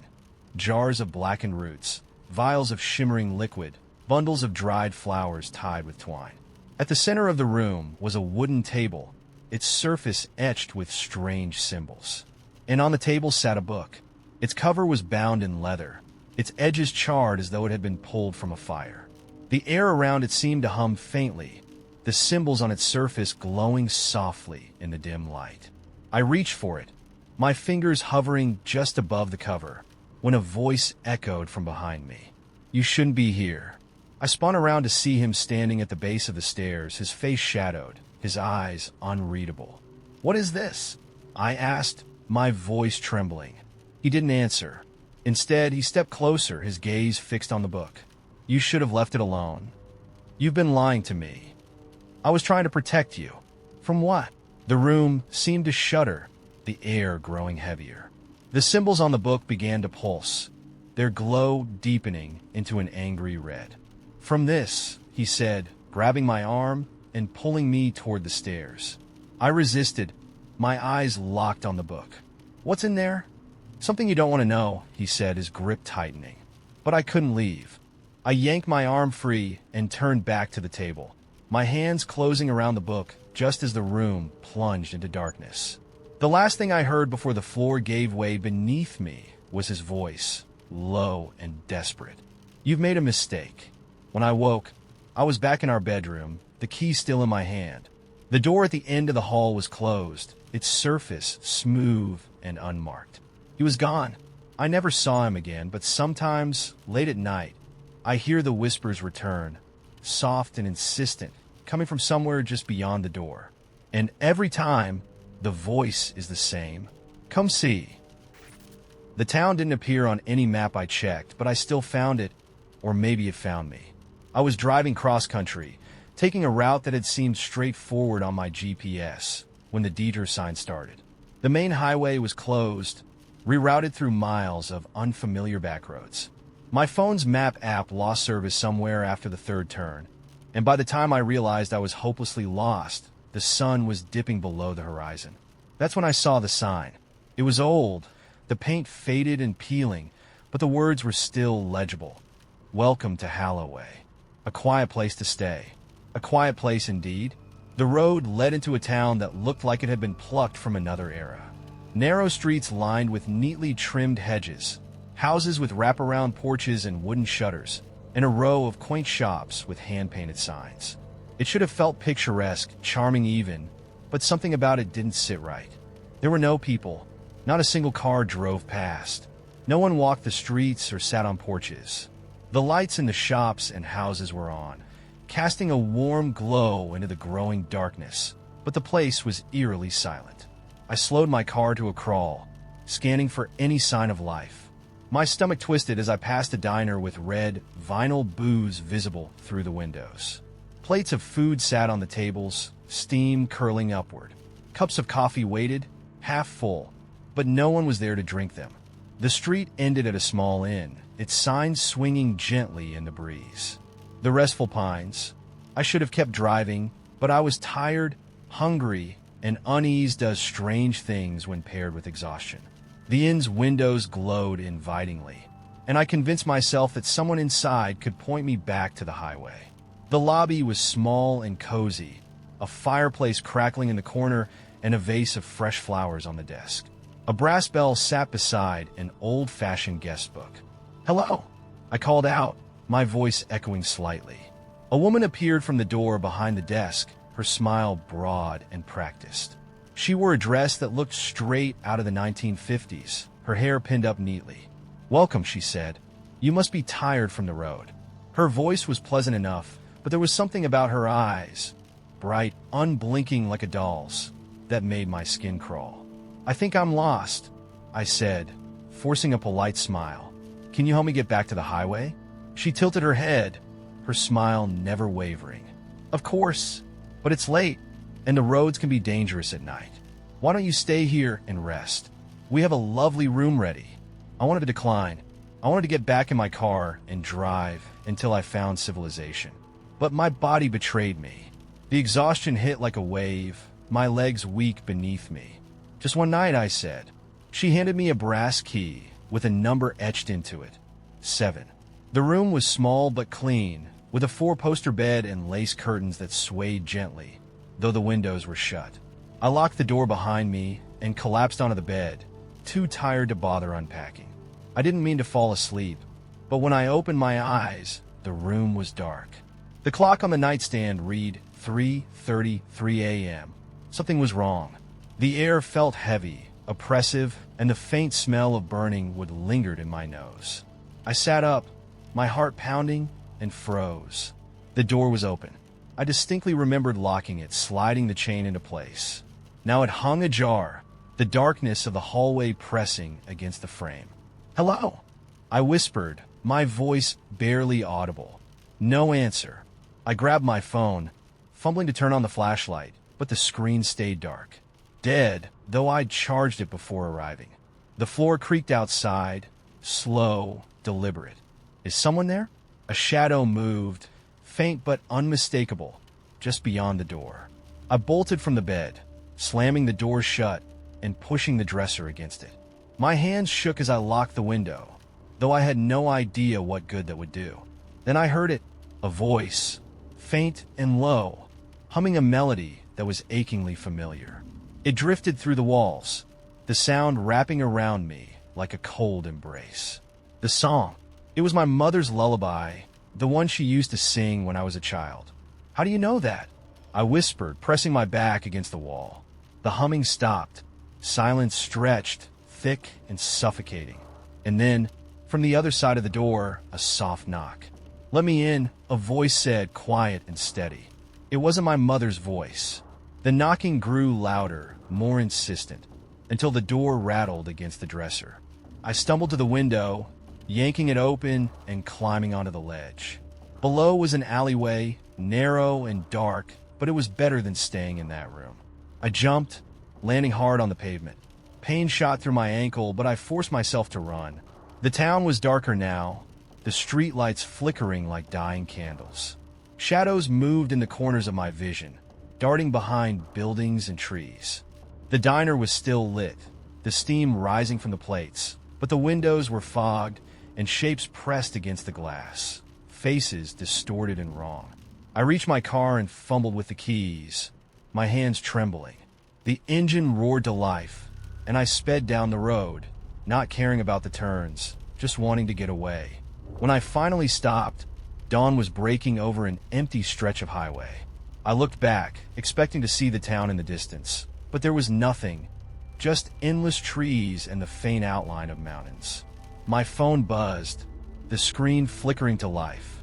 One new message. You forgot your key. Room 7 will be waiting. I threw the phone into the back seat and kept driving. But sometimes late at night, I hear that lullaby, and I know the town is still waiting for me. The town library had always been a second home to me. As a kid, it was where I'd escape the noise of my house, curling up in the corner of the fiction section with a stack of books. Even as an adult, I'd find myself wandering the aisles when I needed to think. It was comforting in its stillness, its dust-filled air carrying the faint smell of old paper and varnished wood. I never thought of it as anything but safe. Last week, I found a door I'd never noticed before. It was tucked into the farthest corner of the library, behind a shelf filled with atlases no one ever touched. The door was small, almost too small for an adult to pass through without stooping, and painted the same dark green as the walls. There was no sign, no handle, just a keyhole in the center. Do you know where this leads? I asked Mrs. Hargrove, the elderly librarian who had worked there for as long as I could remember. Her smile faltered when I mentioned it. That door isn't meant for patrons, she said, her voice unusually sharp. But where does it go? It's storage, she replied quickly, her hands twitching as she rearranged a stack of returned books. Forget about it. I should have. But later that night, I couldn't stop thinking about it. The library was old, one of those sprawling, labyrinthine buildings that seemed larger on the inside than it should have been. Over the years, I'd thought I'd explored every corner, every stairwell and nook. But that door was new to me, and it felt wrong not knowing what was behind it. The next day, when Mrs. Hargrove wasn't at the desk, I went back. The door looked the same, unassuming, but somehow magnetic. I crouched down to peer through the keyhole, half expecting to see shelves or maybe an empty room. Instead, I saw light.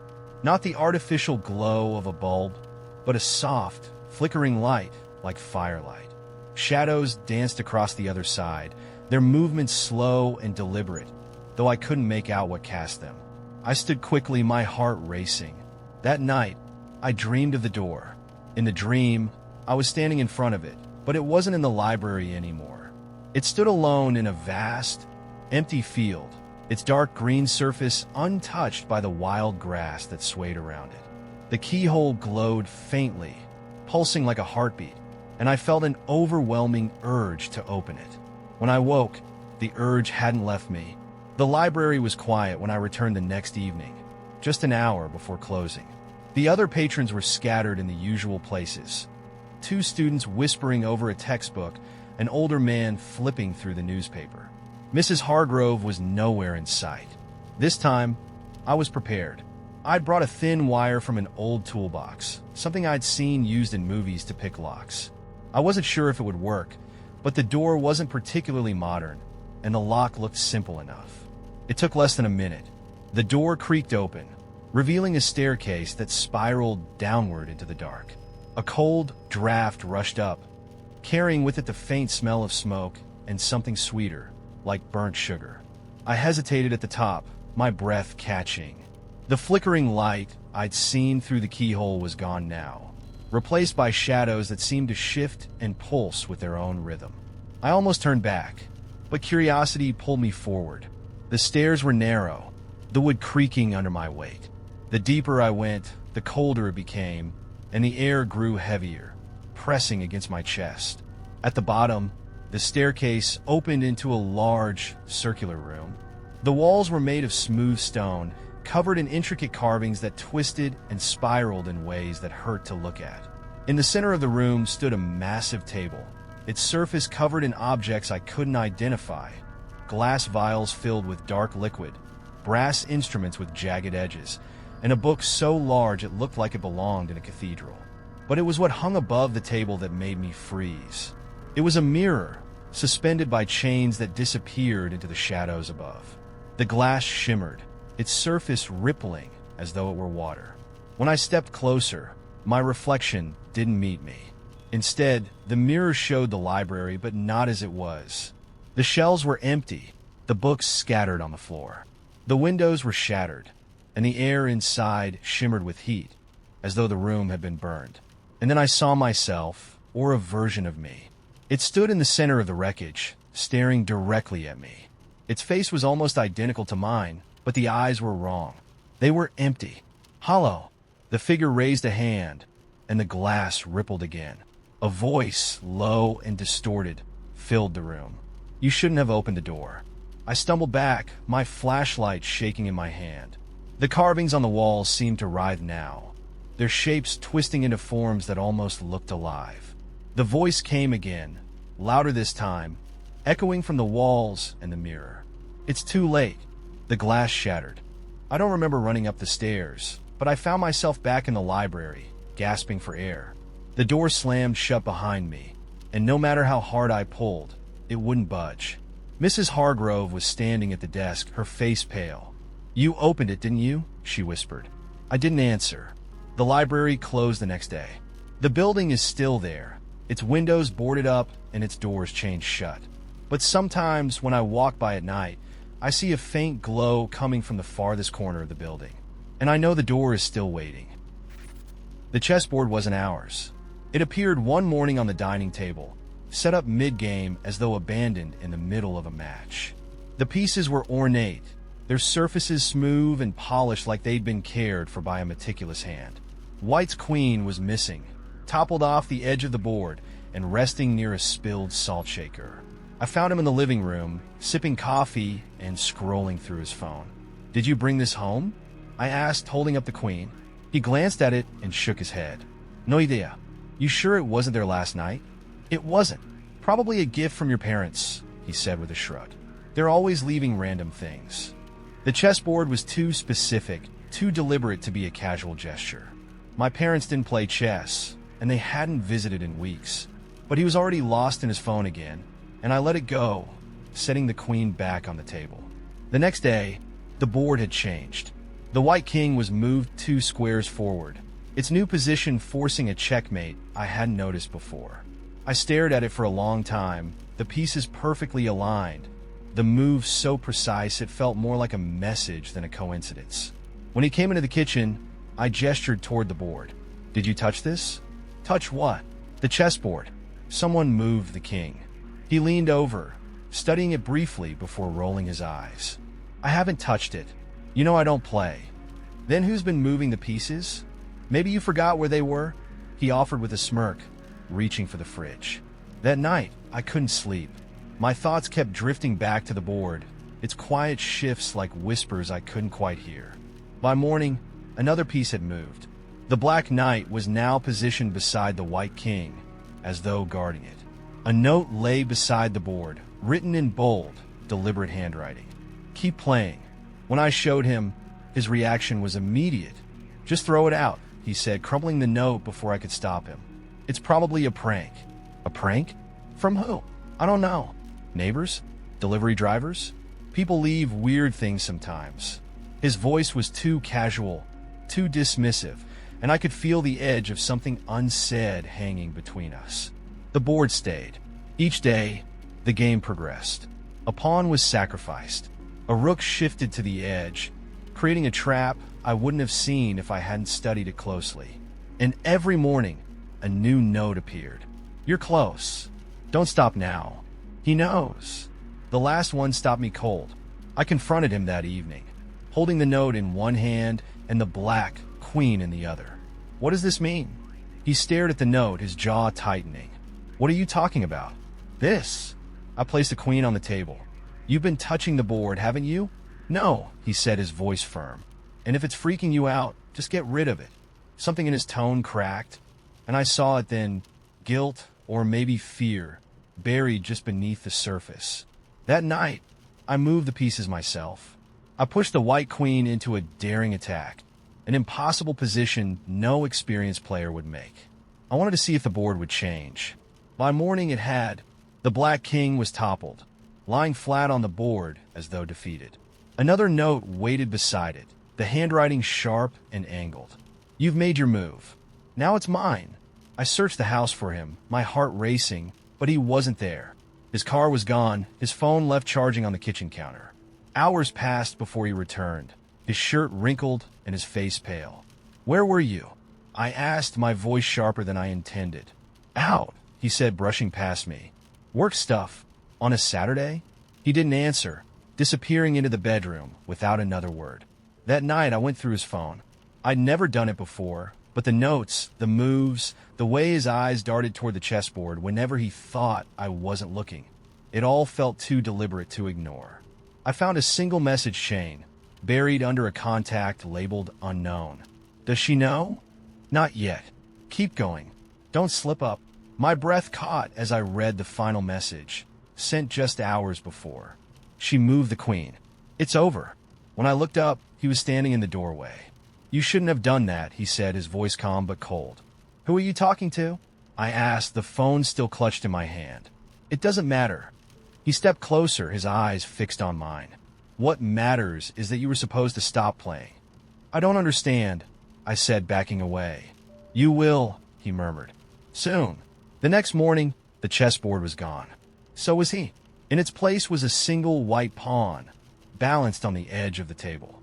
Beneath it was a note, the handwriting unmistakable. Checkmate. The job listing was simple. Caretaker needed. Remote location. Room and board provided. $500 per day. Must be reliable. The pay was outrageous, and the requirements were vague, but I was desperate.